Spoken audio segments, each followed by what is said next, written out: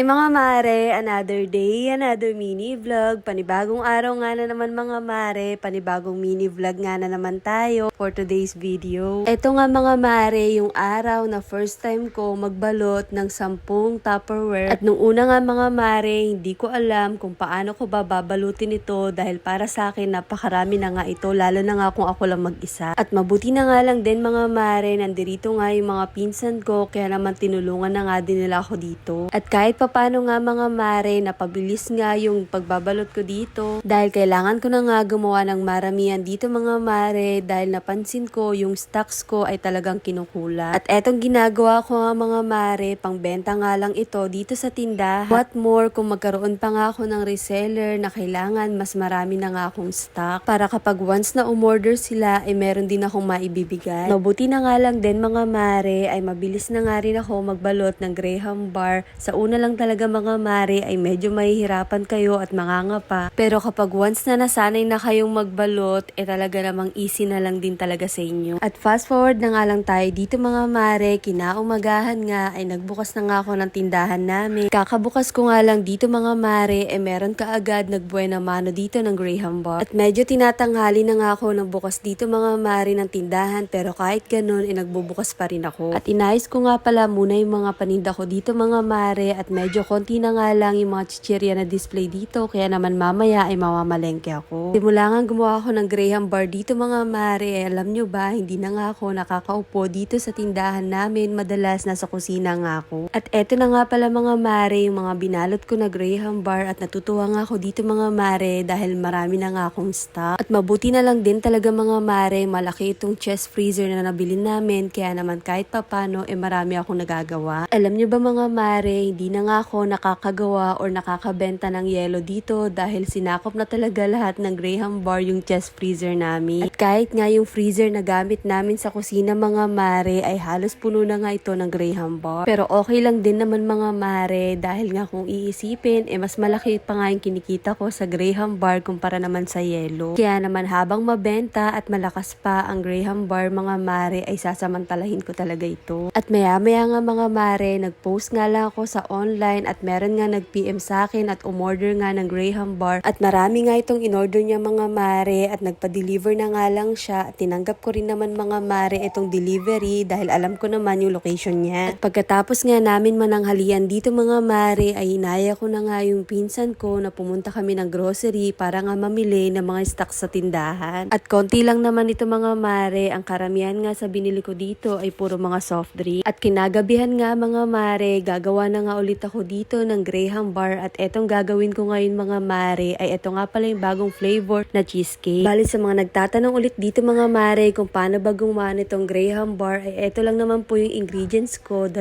creme densada at kailangan nasa chiller lang ito overnight. Kailangan lang natin siya i-mix ng 5 minutes para ma-achieve nyo yung gantong kapal sa Graham bar. At kung tatanungin nyo mga mare kung naglalagay pa ba ako dito ng all-purpose cream or condensed, wala na pa akong ibang nilalagay kundi eto lang creme densada. At pagkatapos, ifa-flat ko nga lang yan mga mare at naglagay lang naman ako dito ng cheesecake at pagkatapos naglagay na rin ako dito ng cheese. At natikman ko nga rin ito mga mare, nasarapan naman ako dito dahil nga para sa akin nag-balance yung lasa niya, hindi siya ganun katamis, hindi kagaya ng classy. At kahit nga yung cheesecake or yung cheese nga mga mare ay nalalasahan ko nga dito. At pang 7 nga na flavor na nga ito sa Graham bar na binibenta ko mga mare at alam nyo ba madadagdagan pa nga rin ito.